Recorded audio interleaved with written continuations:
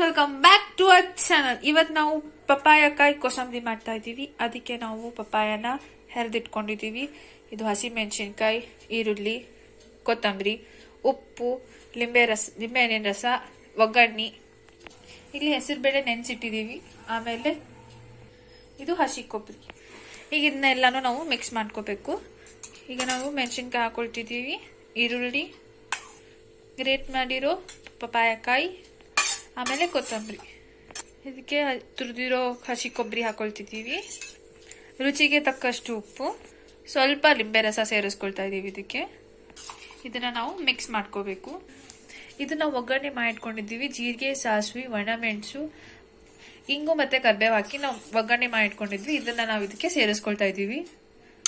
ಇದನ್ನ ನಾವು ಮಿಕ್ಸ್ ಮಾಡ್ಕೊಂಡಿದ್ದೀವಿ. ಮನೆಯಲ್ಲಿ ಎಲ್ಲ ಥರದ ಕೋಸಂಬರಿನೂ ಟ್ರೈ ಮಾಡಿರ್ತೀವಿ. ಆದರೆ ಇದು ಒಂದ್ಸತಿ ಟ್ರೈ ಮಾಡಿ. ಎಲ್ಲರೂ ಮನೇಲಿ ಇದನ್ನು ಒಂದ್ಸತಿ ಟ್ರೈ ಮಾಡಿ. ತುಂಬ ಹೆಲ್ದಿ ಬೆನಿಫಿಟ್ಸ್ ಕೂಡ ಇದೆ.